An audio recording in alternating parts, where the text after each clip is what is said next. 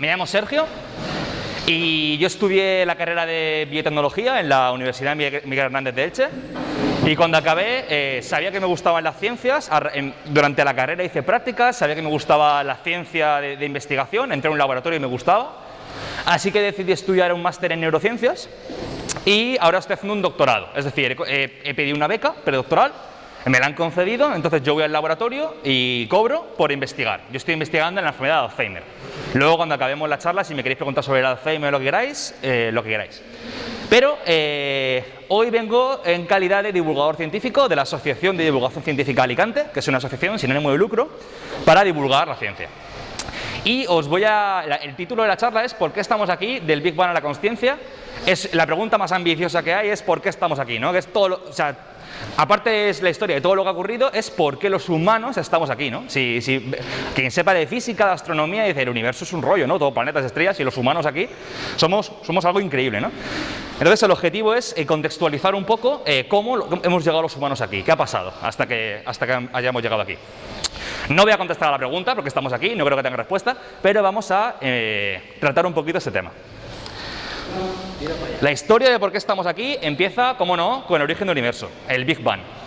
En el origen del universo hace 13.800 millones de años, que es más o menos con la escala temporal, 13.800 millones de años. El universo era hidrógeno y helio. ¿Habéis dado la tabla periódica? Vale, es eso, ¿no? Están todos los elementos químicos que se diferencian por el número de protones, ¿verdad? El número de protones son los elementos químicos. La vida utiliza los elementos más o menos que están por aquí, ¿no? Carbono, oxígeno, hidrógeno también, por supuesto, fósforo, ¿no? Los chomps típicos. Pero en el origen del universo solamente había hidrógeno y helio. Un 75% hidrógeno, un 25% de helio. Era un universo súper aburrido. Ahí no había vida de ningún tipo, ni siquiera moléculas. Eran los átomos por sí solos. Pero conforme el universo se va haciendo más grande, se va enfriando y va evolucionando, esos gases, ¿no? El hidrógeno y el helio, se empiezan a juntar entre sí mediante la fuerza de la gravedad y van formando las primeras estrellas. Estrellas gigantes, muy masivas, que en el núcleo de estas estrellas, por cierto, han pasado ya 200 millones de años, estamos en 13.600 millones de años, en el núcleo de estas estrellas se empiezan a fusionar, la fusión nuclear, fusionar átomos, y se va generando el repertorio de la tabla periódica. En esta parte del universo, cuando estas estrellas mueren en forma de supernovas, esparcen todos estos elementos de la tabla periódica por todo el universo. Y eso es lo que en la siguiente generación de estrellas permite que tengan planetas. No puede haber una estrella con planetas si no existen los elementos químicos de la Tierra, ¿no? Silicio, oxígeno, todas estas cosas. Bien, cuando ya se han formado las estrellas y ya han explotado estas primeras estrellas y han distribuido todas estas distintos tipos de átomos por el universo, se empiezan a formar los sistemas planetarios. Como decía, son estrellas que ya tienen planetas. Nuestro sistema planetario, que se llama Sistema Solar, se forma hace 4.500 millones de años. Y sería una cosa así, una nube de gas y polvo, en el centro colapsa la estrella y alrededor se van formando planetas. Esto se cree que pasa igual en el resto de sistemas planetarios. Si os fijáis, nuestro sistema solar empezó hace 4.500 millones de años. Es decir, había pasado ya 2/3 de la edad del universo cuando nuestro Sol se encendió, ¿vale? ¿Cómo estaba la Tierra entonces? Pues la Tierra se estaba formando, ¿no? Era una bola de magma.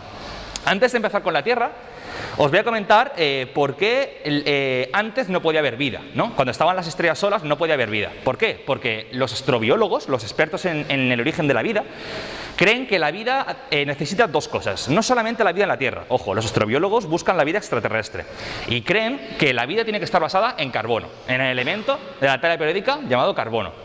¿Por qué el carbono y no otro? Y dice, vosotros científicos que sois dogmáticos, ¿no? Tenéis que pensar también que puede ser la vida diferente. Ya, pero es que da la casualidad de que vivimos en un universo en el que solamente el carbono es capaz de tener una química compleja, ¿vale? ¿Habéis estudiado algo de química orgánica? Sí. La química orgánica es la química del carbono, ¿verdad? Y son moléculas muy complejas. La vida se tiene que basar en el carbono porque es el átomo que permite una química muy compleja, ¿vale? Aquí, por ejemplo, esta molécula, ¿qué es? ¿La reconocéis?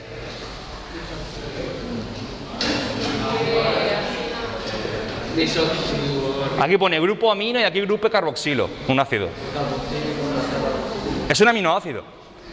Los aminoácidos son los constituyentes ¿de qué?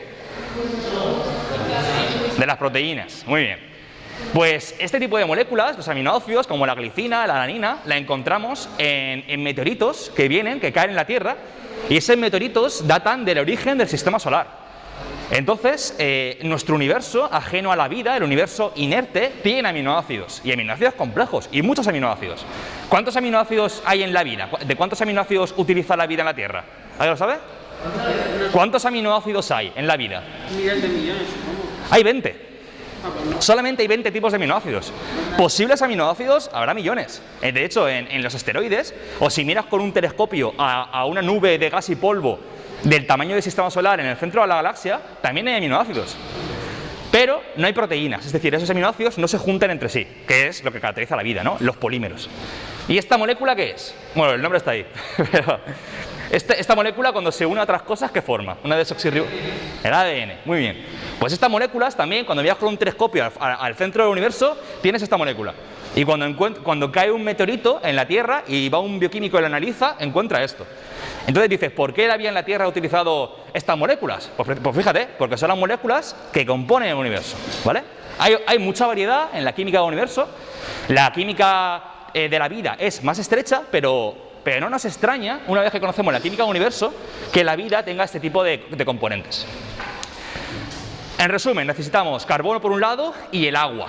De hecho, el agua es muy importante, es un disolvente universal, permite muchas reacciones químicas, muchas. Entonces, la química va a tender a ser más compleja en agua que en cualquier otro disolvente, ¿vale? Ahí sí que hay alternativas, por ejemplo en Titán, una nube de Saturno, se está especulando sobre una vida basada en metano, pero por probabilidad el agua líquida tiene muchas papeletas de dar lugar a vida. Bien, estamos hace 4.500 millones de años, la Tierra es una bola de magma, de roca fundida, pero relativamente pronto se empieza a enfriar. Se empieza a enfriar la corteza terrestre, los núcleos pesados caen por gravedad al centro del planeta, lo que forma el campo magnético. Esos materiales rotan, generan un campo magnético que protege a la Tierra de la radiación del universo y se forman los primeros océanos. Bien, ahora vamos a intentar buscar cuál es la forma de vida más antigua. Si recordáis, el planeta se empieza a estabilizar hace 4.500 millones de años. Pues si encontramos el fósil, la vida más antigua, data hace 3.500 millones de años. Es súper antiguo. Estos se llaman estromatolitos. Esto es una foto que está en Australia, está muy estudiados. Estas rocas son una capa de organismos unicelulares que captan el sedimento, fabrican una capa de roca, una capa de organismos, una capa de roca, así sucesivamente, hasta formar estas estructuras, ¿vale? Estos son fósiles, o un tipo de fósil, de seres vivos, hace 3.500 millones de años, hace mucho tiempo. Pero estos seres vivos no son los primeros. Estos son los primeros fósiles que nosotros encontramos. Pero la vida empezó mucho antes. De hecho, este tipo de vida es muy similar a nuestra vida. Si tú coges una célula de tu brazo y lo comparas con estas células, son iguales. ¿A qué hago referencia con que son iguales? Que se basan en las tres mismas cosas. La vida tiene tres características. Hablando de igual manera en la vida en general. La vida en el universo debe tener tres características. Una, la envoltura. ¿Vale? Yo tengo un cuerpo, ¿no? Tengo los pies ahí, tengo la piel que delimita mi cuerpo del resto. Pero sabéis que los organismos estamos formados de células. Las células también tienen envoltura. ¿Cómo se llama la envoltura de las células? La membrana. La membrana, muy bien. ¿Y de qué está hecho, de qué tipo de moléculas está hecha las membranas? De grasa, más o menos. Fosfolípidos en nuestros casos. ¿Vale? Entonces, la vida en la Tierra, la envoltura se basa en grasas. Otro elemento indispensable para que pueda haber vida es el genoma. Es una molécula que tiene la información. Sin información no hay vida, porque sin información no se pueden hacer funciones. Eso es un caos, es estocástico. Hace falta una molécula que tenga información para poder expresar esa información cuando hace falta, ¿no? Y en el caso de la vida en la Tierra, el ADN, ¿verdad? Aunque hay algunos organismos, por ejemplo, el SARS-CoV-2, el virus del coronavirus, tiene genoma de ARN, ¿no? Y hay otros virus que también tienen genoma de ARN. Y la tercera característica indispensable es el metabolismo. El metabolismo es todas las funciones que tiene un ser vivo, es el intercambio de materia y energía con el medio. Toda función que tiene un ser vivo es el metabolismo. En el caso de la vida en la Tierra, el metabolismo lo llevan a cabo las proteínas. ¿Esto significa que una vida extraterrestre, en caso de que la encontremos, va a tener también grasas, ADN y proteínas? No tiene por qué, puede ser totalmente diferente. Ahora, los expertos creen que, 1, estará basado en carbono y 2, estas tres funciones van a estar. Aquí es un esquema de cómo está este tipo de la vida en la Tierra funciona. La vida en la Tierra, cualquier ser vivo en la Tierra, funciona así. El ADN tiene una información que se expresa a ARN, que es un intermediario, y el ARN, mensajero, tiene una información para generar las proteínas en los ribosomas, ¿verdad? ¿Esto sería igual en vida extraterrestre? No tiene por qué, puede ser diferente, pero el concepto sí que sería más o menos parecido. Bien, he dicho que si cogemos una célula de estos estromatolitos y una nuestra, era igual, ¿verdad? Es decir, que este tipo de esquema es el mismo. Bien, pues ¿por qué es el mismo? Porque descendemos de un organismo común. Nosotros, los árboles que están ahí detrás, las bacterias que están sobre nuestra piel, todos los organismos que existen en la Tierra, descienden de un único organismo. Toda la vida que existe en el planeta somos primos, es decir, tenemos relaciones filogenéticas. Nosotros somos eucariotas. ¿Alguien sabe qué significa eso de eucariota? ¿Qué es eucariota? ¿Qué es una célula eucariota? Que nos alimentamos mediante los Muy bien, muy bien. Tiene núcleo, es una célula más compleja, tiene más partes, tiene orgánulos, ¿no? Es decir, cuando algo más complejo que otro, es decir, algo más complejo que... ¿A qué te refieres con ser más complejo? Pues una definición es que si tienen más partes, es más complejo. Y si esas partes están más diferenciadas, es más complejo. La célula eucariota es más compleja que la célula procariota, porque tiene más partes, los orgánulos, el núcleo, y además están muy diferenciadas. Estos son los eucariotas. Y hay otros dos, esto se llama dominio de los eucariotas. Aquí están los animales, las plantas, los hongos, los prototistas, que son seres unicelulares procariotas. Y también hay otros dos dominios, que están las bacterias y las arqueas. Estos son procariotas, es decir, son seres unicelulares, sin núcleo y sin orgánulos, ¿verdad? Pues con una ciencia que se llama bioinformática, que permite coger secuencias de ADN, de proteínas y compararlas entre sí, y en función de este análisis inferir, es decir, conocer las relaciones entre ellos, se puede hacer un árbol genealógico, un árbol filogenético, y se cree que estos tres dominios, los seres unicelulares, procariotas bacterias arqueas, y los pluricelulares y los eucariotas en general, descienden de un solo organismo. Le llamamos LUCA, que es Last Universal Common Ancestor, último ancestro común universal. Esto, si lo pensáis, es súper interesante, porque toda forma de vida en la Tierra desciende de un solo organismo, LUCA, o un tipo de organismo. ¿Y cómo era este? ¿Qué características tenía? Pues era igual que nosotros. Es decir, tenía ADN, que se transcribía a ARN, que se traducía a proteínas en el ribosoma. Exactamente igual. ¿Cuándo vivió estos señores? Pues hace 3.800 millones de años. Pero Sergio, si tú has dicho que el primer fósil es de 3.500 millones de años, y es verdad, es que no se ha descubierto el fósil, se sabe por las secuencias, por la bioinformática. ¿Vale? Mediante este tipo de análisis se puede decir cuándo dos familias de organismos divergieron en el tiempo, ¿vale? ¿Cuándo los animales divergieron de las plantas? Hubo un momento en que animales y plantas eran un mismo organismo, el ancestro, pero dio lugar a animales y a plantas. Pues se puede calcular cuándo en el tiempo se dio esa divergencia. Pues de esta manera sabemos que vivió LUCA hace 3.800 millones de años. Es decir, muy, muy temprano en la historia de la Tierra. ¿Esto es el origen de la vida? Para nada. Esto tenía, como digo, genoma de ADN, transcripción, traducción, es un genoma, es un organismo muy complejo. Probablemente el origen de la vida fue mucho antes, y a lo mejor hubo muchos orígenes de la vida. Lo que estamos seguros es que solamente quedó uno, LUCA, y somos sus nietos, o tataranietos. Pues aquí empieza nuestra historia, la de la vida en la Tierra. Puede que haya habido muchos orígenes de la vida, pero lo que está claro es que LUCA es el que triunfó y nosotros somos sus descendientes. Pero ha pasado mucho tiempo, ha pasado 3.800 millones de años. Vamos a ver qué ha ocurrido.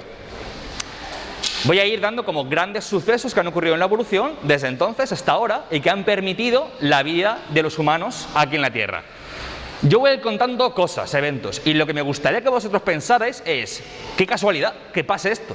O sea, hay cosas que son muy importantes para que los humanos hayamos ocurrido y que son casualidades. Entonces, ¿los humanos estamos aquí porque teníamos que estar? ¿Porque somos los que dotan de sentido del universo? ¿O estamos aquí por una carambola cósmica que perfectamente podríamos no estar aquí? Ese tipo de pensamiento me gustaría que lo tengáis. Un gran evento que cambia la vida en la Tierra, la fotosíntesis oxigénica. Ese tipo de organismos, que se llaman cianobacterias, que son organismos muy antiguos, hace 2.500 millones de años, excretan oxígeno. Claro, el oxígeno es un residuo de estos organismos. Antes de este momento no existía oxígeno en la Tierra. el metabolismo era anaerobio, no se basaba en oxígeno. De hecho, el oxígeno era un veneno. Los organismos se morían en presencia de oxígeno. Estos organismos empiezan a fabricar oxígeno y eso cambia la historia de la vida en la Tierra por completo. Esto es una gráfica que mide la concentración de oxígeno en la atmósfera, ¿vale? Aquí vivía Luca, 3.800 millones de años. Aquí, hace 2.500 millones de años, las cianobacterias empiezan a fabricar oxígeno. Primero, ese oxígeno se absorbe en los océanos. Entonces, la vida en los océanos cambia para siempre. Después, cuando ya el océano se satura de oxígeno y sale, empieza a oxidar la corteza terrestre. Todo el hierro que utilizamos los humanos se oxidó en esta época de la Tierra. Y luego se formó la capa de ozono, muy importante. La capa de ozono protege de la radiación electromagnética muy energética del Sol. Imagínate que la vida se hubiese generado antes y los animales hubiesen salido del océano, hubiesen salido de la Tierra. Si no llega a haber capa de ozono, los fríen, porque la radiación era grandísima. El que se formase esta capa de ozono es importantísima. De hecho, el agujero de la capa de ozono de la Antártida, si eso se está recuperando, pero porque... Menos mal que se está recuperando. Si llegamos a ir sin cabeza, como estamos haciendo los humanos en otros sentidos, eso se va y es que los humanos nos extinguimos. Vivimos en la Tierra por unas características concretas. Si las eliminamos, nos vamos fuera. Y después de la formación de la capa de ozono, el oxígeno ya se empieza a acumular en la atmósfera, ¿vale? Aquí esto es atmósfera y aquí hay oxígeno, más o menos un 21% de oxígeno. Y por eso podemos respirarlo. Pues se debe a esta época. El oxígeno que respiramos se debe a esta época.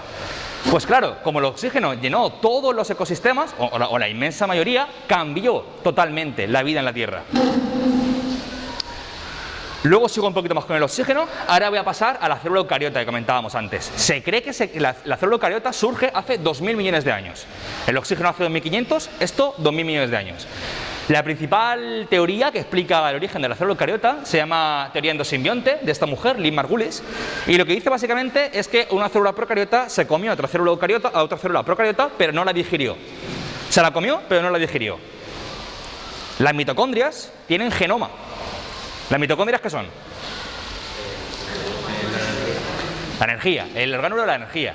Pues las mitocondrias tienen genoma y tienen genoma de bacterias. O sea, esta teoría tiene bastante aval experimental. En cualquier manera, en este momento surge la célula eucariota y esto permite que, claro, al ser más complejo, la vida explote, la vida explore nuevas rutas, nuevas alternativas. Hace 540 millones de años, ya no hace tanto tiempo, pasan varias cosas. Se crea la célula eucariota, importantísimo. La vida empieza a ser compleja, empieza a interaccionar de nuevas maneras. Segundo, el oxígeno llena el planeta. De manera que, primero, los organismos que eran anaerobios, todos hasta entonces, o se mueren o se ven recluidos a nichos anóxicos. Es decir, sin oxígeno, en las cuevas, en un río con condiciones especiales, pero la Tierra como planeta se convierte en un planeta aerobio, ¿no? Que la vida tiene que ser aerobia. Cambia totalmente. Y también muy importante, no solamente hay organismos que toleran el oxígeno y dicen, vale, no dejo que me mate, sino que lo utilizan como metabolismo. Nosotros respiramos oxígeno. ¿Alguien sabe por qué se utiliza el oxígeno en la respiración? ¿Cuál es la función que tiene? ¿Cómo? No, en los pulmones se mete oxígeno a la sangre, ¿no? El oxígeno se utiliza para captar electrones. Como nosotros nos comemos un bocadillo, lo que hacemos es oxidar la comida, le quitamos electrones. Y de ese movimiento de electrones es lo que conseguimos la energía para mover un cuerpo, para pensar. Pues esos electrones, ¿a dónde van a parar? Tienen que ir a algún lado. Pues se van al oxígeno. Esa es la función que tiene el oxígeno y que hace que capta muy bien los electrones. Por eso es un metabolismo muy eficiente, ¿vale? En cualquier manera, todas estas cosas cambian la vida en la Tierra. Son células complejas, células eucariotas. Es un metabolismo basado en el oxígeno, mucho más eficiente. Luego la vida ya tiene las herramientas para generar los seres pluricelulares, los seres complejos a los que estamos acostumbrados. Y si veis, me paro hace 540 millones de años. ¿Por qué me paro ahí? Porque ahí es el gran determinante. Ahí es cuando cambia realmente la historia de la vida en la Tierra. Pero vayamos por pasos, vayamos poco a poco. De hace 720 millones de años a hace 635 se llama criogénico, ¿vale? En estos aproximadamente 100 millones de años, la Tierra era una bola de hielo. Era una inmensa glaciación. Todo era una bola de hielo. Claro, mucha forma de vida que podría haber existido murió, porque claro, si no pasa el sol, ¿no? La fotosíntesis no puede ocurrir.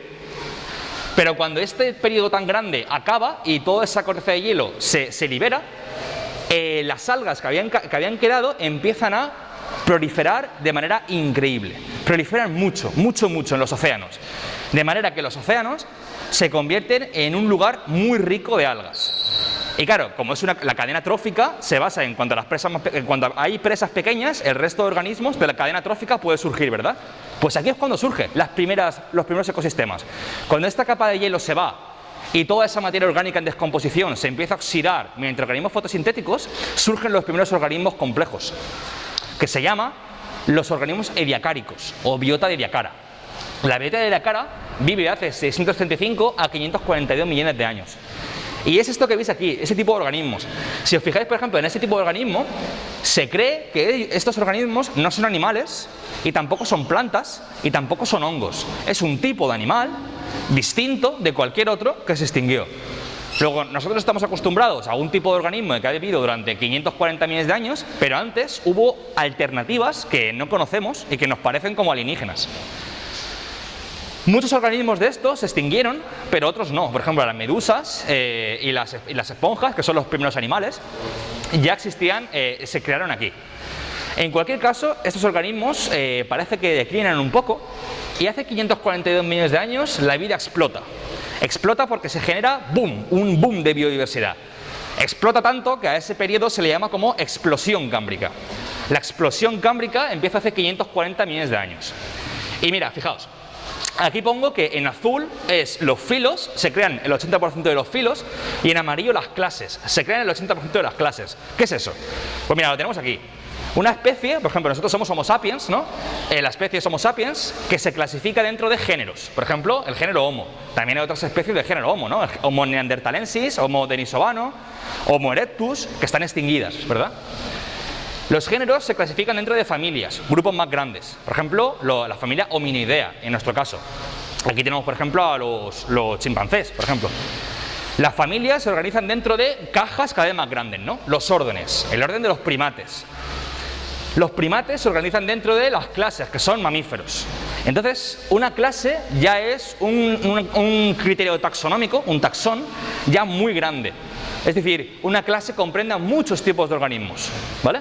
Y las clases se clasifican dentro de filos, que los filos ya es el tipo de cuerpo, ¿vale? El tipo de organismo. ¿En qué se parece la anatomía de un caracol a la nuestra? En nada, ¿verdad? ¿Por qué? Porque somos filos distintos. Luego los filos se clasifican dentro de reinos, aunque esto está un poco discutido.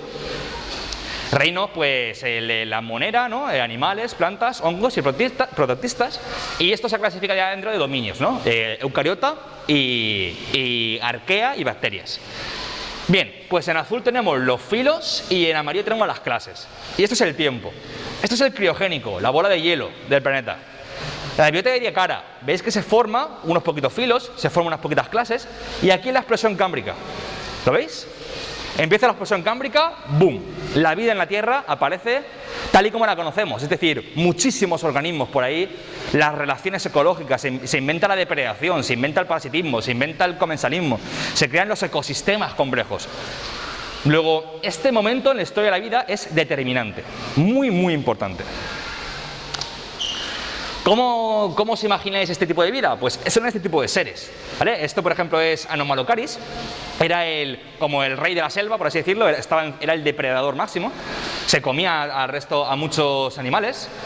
Entonces, por ejemplo, se inventa la depredación, se inventan las relaciones ecológicas. La vida en la Tierra se hace realmente compleja por primera vez. Estos son dibujos basados en la anatomía de los fósiles, por ejemplo, pues, Anomalocaris, Alucigenia, mira qué bicho más raro, Opavinia, Picaya, que se cree que es un ancestro de los vertebrados, Naraola, unos organismos que no estamos familiarizados con ellos, parecen extraterrestres, en el sentido de que no estamos familiarizados con su anatomía. ¿Por qué no estamos familiarizados con su anatomía? ¿Por qué nos resultan raros? ¿Por qué este tipo de patrones corporales no los vemos hoy en día cuando vemos un documental de animales? Porque se extinguieron, o al menos la mayoría. Cuando se descubre la explosión cámbrica, hace aproximadamente 100 años, los que la descubren pensaban que todos estos organismos eran nuestros ancestros.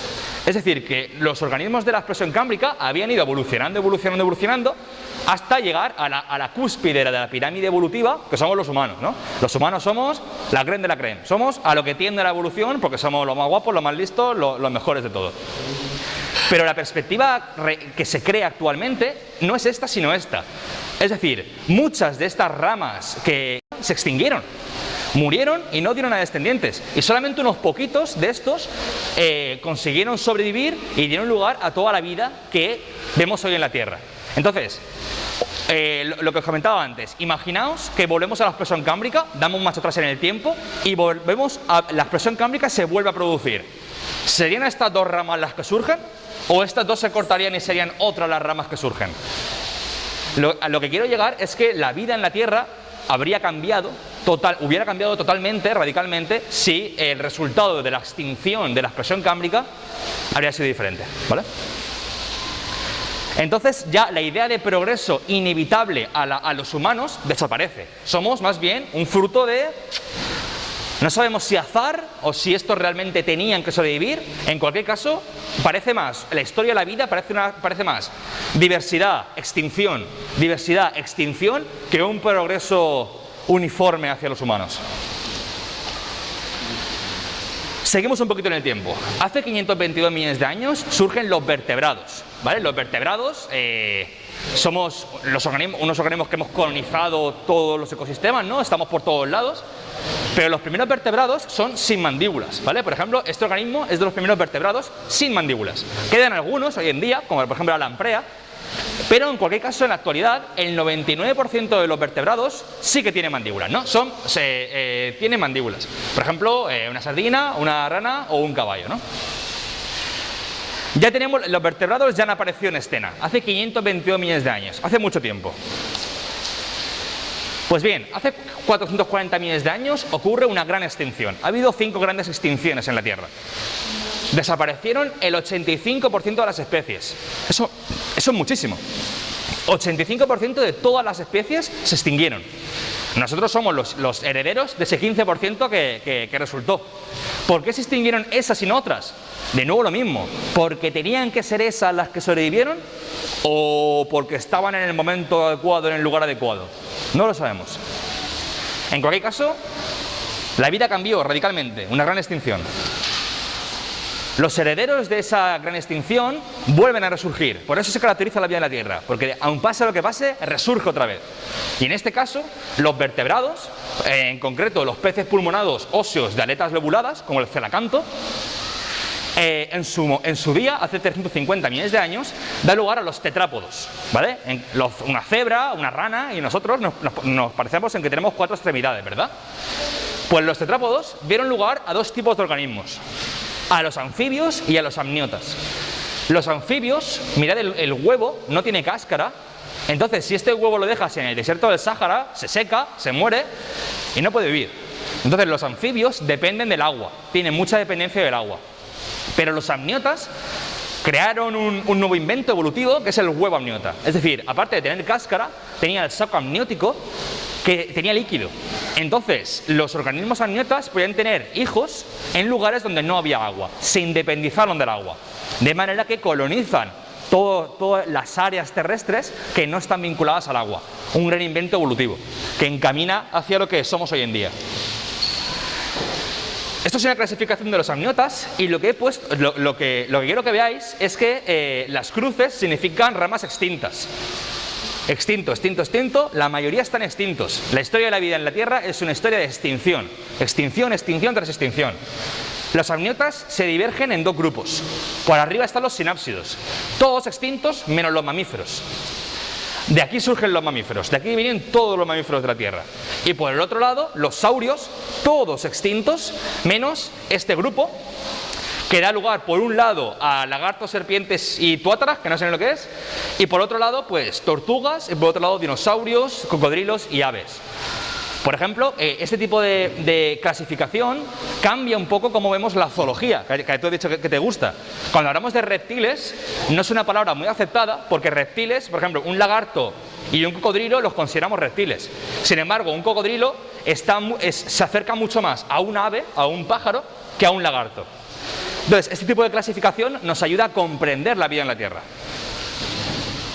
En cualquier caso, aparecen los mamíferos por primera vez hace 300 millones de años, un poquito después, porque claro, los mamíferos tienen un origen, ¿no? Mamíferos tempranos, podrías considerar terápsidos, ¿no? Los sinápsidos antes que ellos. En cualquier caso, tanto los sinápsidos como los saurios colonizan la vía de la Tierra. Aquí todavía, hace 300 millones de años, por ejemplo, no existían los dinosaurios, tampoco los mamíferos, pero sí sus ancestros, y competían entre sí. Hace 250 millones de años, es decir, ya existen tanto los ancestros de los mamíferos como de los, lo que solemos llamar reptiles y aves, ocurre la extinción del Pérmico. Del 90 al 95% de las especies se extinguieron. Esto es mucho, 90 al 95%. La vida, fuera. Solamente del 10 al 5% sobrevivieron. Y somos, el resultado, los descendientes de estos. Duró 10 millones de años, casi nada. Las causas igual, pues unas causas de falta de oxígeno en los océanos, enfriamiento global y glaciación, lo que sea. Lo importante es, de nuevo, historia de extinción tras extinción. Ese 10% que ¿sobrevivió porque tenía que sobrevivir porque eran los mejores o porque justo el volcán no le vio al lado y mira, sobrevivió de chiripa? No lo sabemos. Otra gran extinción, la del Cretácico. Esta a lo mejor os suena más, los dinosaurios. Aquí ya los dinosaurios se habían colonizado, eran los reyes, ¿no? Los mamíferos ya existían con los dinosaurios, eran como pequeños topillos. No es que estuvieran a lo mejor amedrentados, sino que tenían ecosistemas diferentes. A lo mejor el topillo era más nocturno, se alimentaba de insectos o lo que sea, y el tiranosaurio rex pues era el rey, ¿no? Era encima de la pirámide trófica, ¿no? Pues hace 66 millones de años, con el meteorito y también con otras causas, por ejemplo volcanes en Siberia, se extinguen otra vez el 70% de las especies. Lo repito para que veáis esa idea de extinción tras extinción y de somos un fruto de la casualidad, ¿no? Aquí pongo, los mamíferos heredaron la Tierra. Pues sí, aquí los dinosaurios se extinguen, menos las aves, que también son dinosaurios, y ya empieza la época de los mamíferos. Aquí es cuando los mamíferos explotan en biodiversidad, dan lugar a todos los tipos de mamíferos actuales y otros muchos que no conocemos porque están extintos, y es la época de los mamíferos. Vale, ya tenemos los mamíferos en escena. Como he dicho antes, mamífero es una clase y las clases se dividen en órdenes.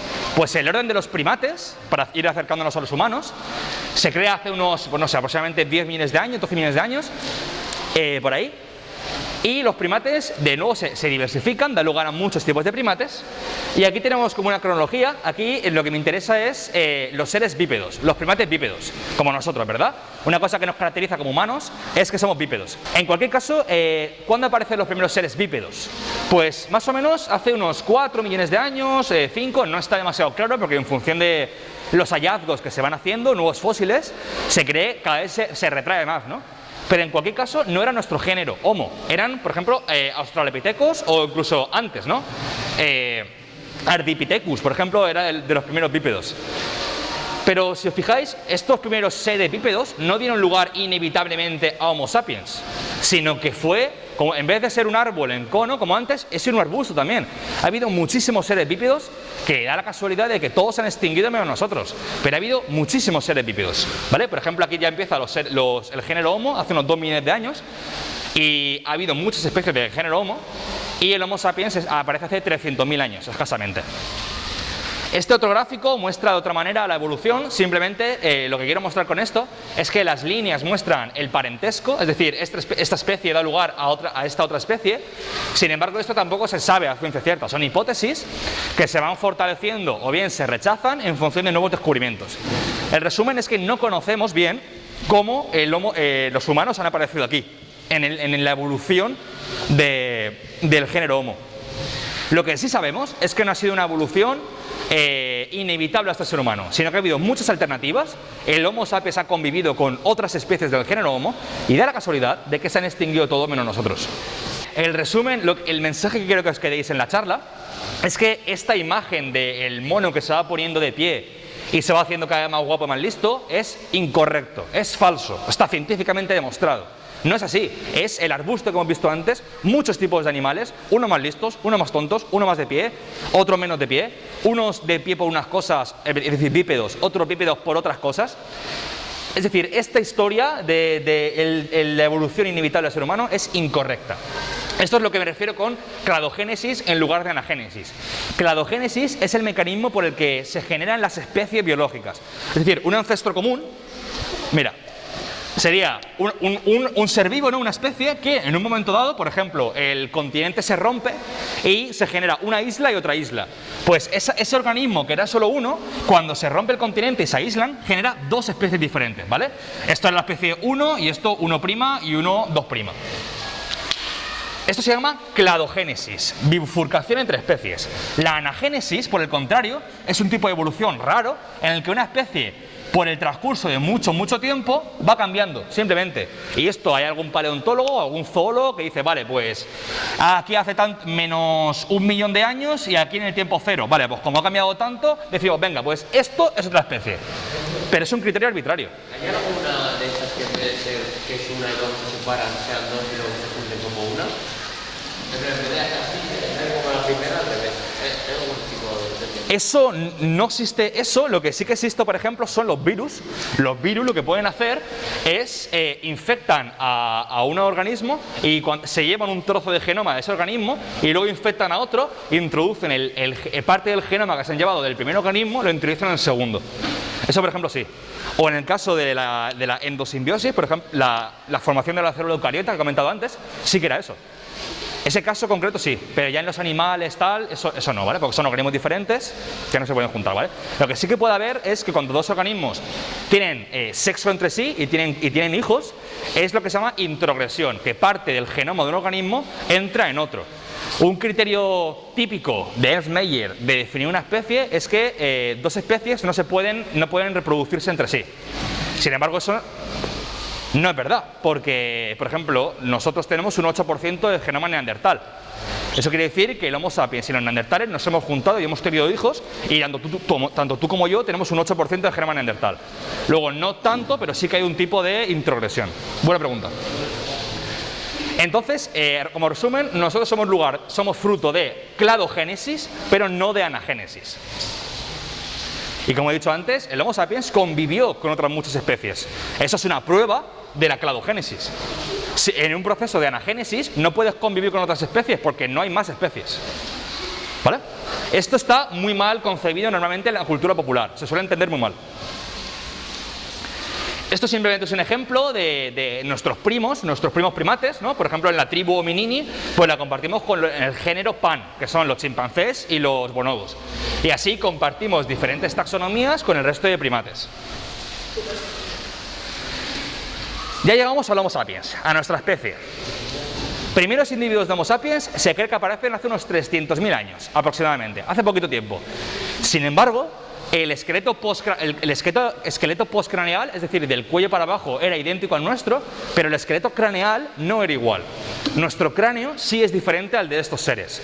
Los primeros Homo sapiens con cráneo y por tanto cerebro más parecido al nuestro aparece hace unos 60.000 años, en todo el mundo. Bueno, en todo el mundo, más en África, pero sale de África en varias oleadas.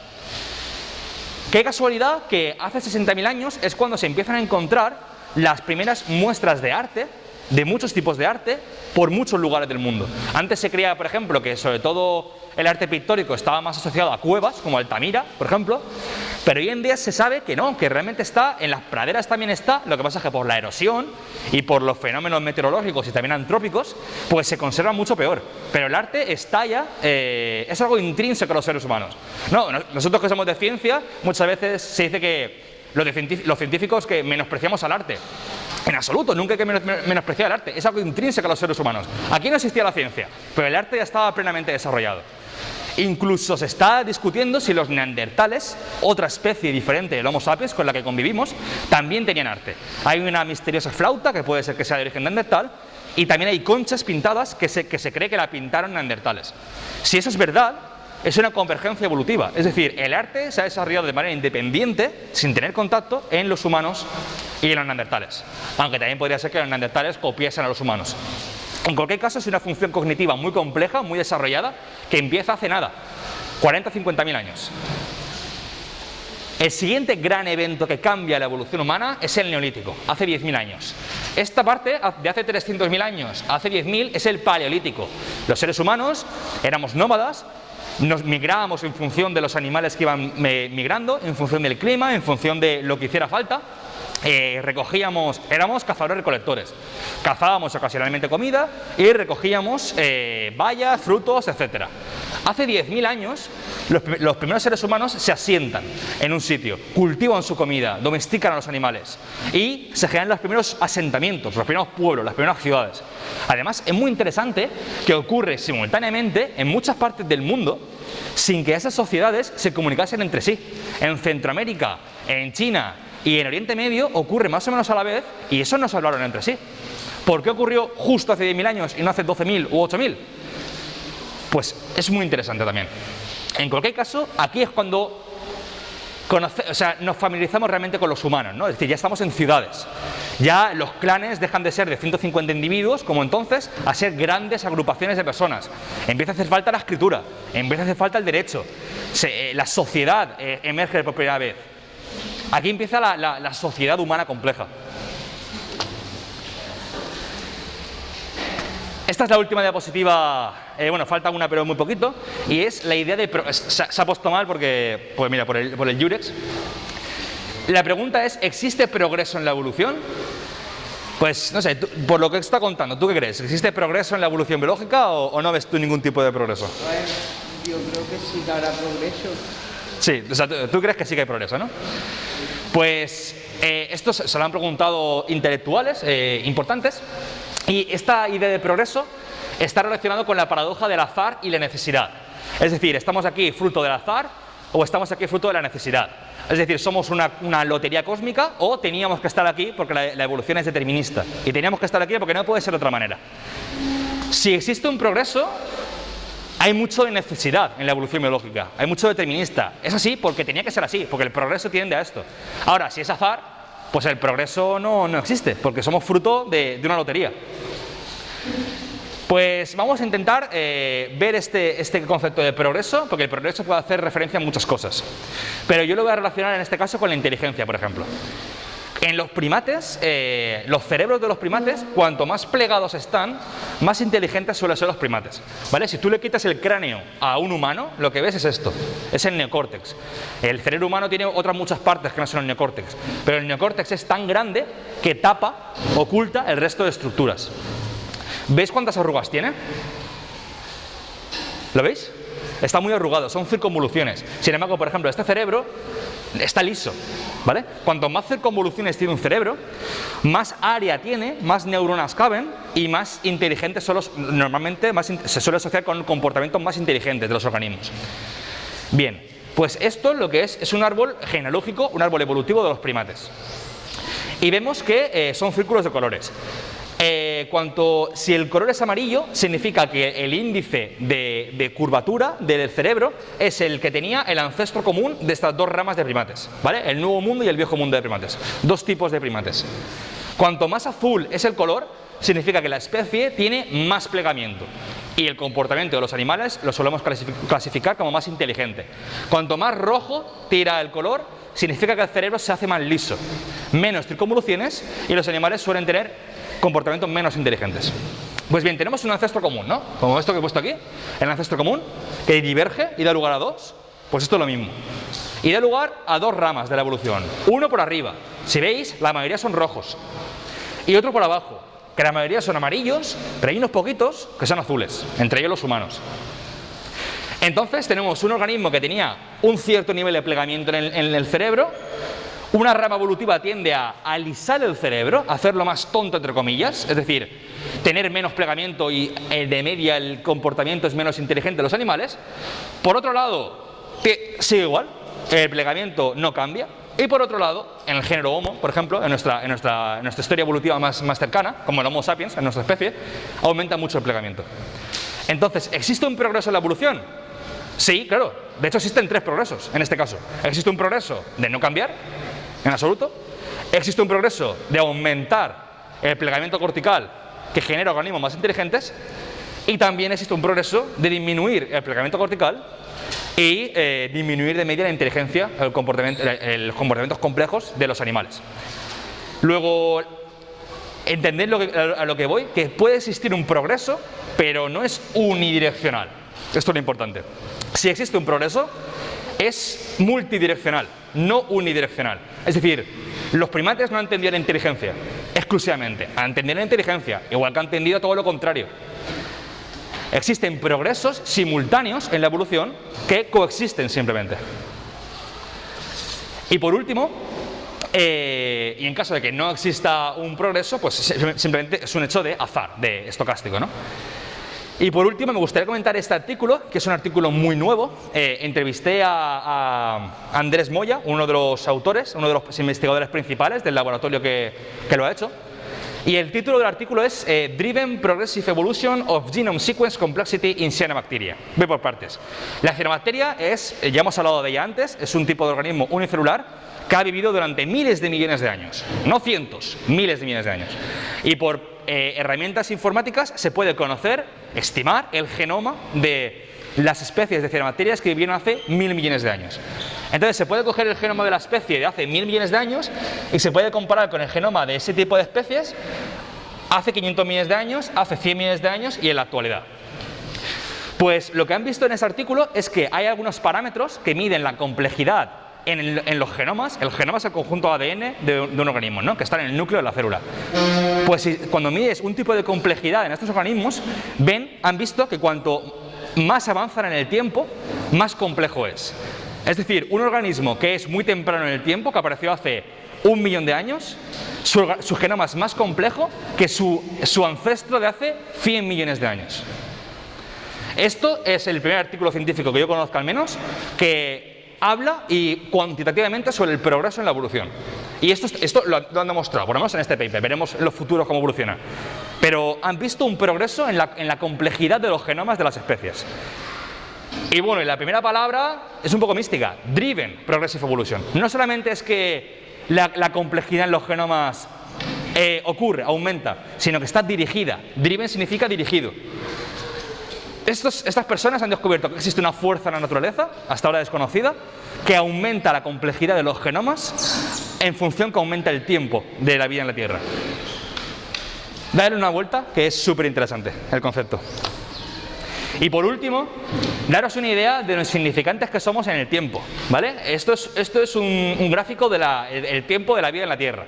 Aquí se genera la vida en la Tierra, van ocurriendo cosas, dejan de caer meteoritos. Aquí es cuando empieza la fotosíntesis, las primeras rastros de fotosíntesis. La Luca estaría por aquí, este ancestro común. El criogénico que os comentaba antes, la bola de hielo, está aquí. La explosión cámbrica está aquí, ya queda poco para acabar. Primero los vertebrados animales, los dinosaurios y mira los homininos, hacíanle todo. Esto para que os hagáis una idea de cuánto tiempo ha pasado en la Tierra y cuántas cosas han ocurrido desde que se creó el planeta hasta la actualidad con nosotros. Y bueno, esto era todo.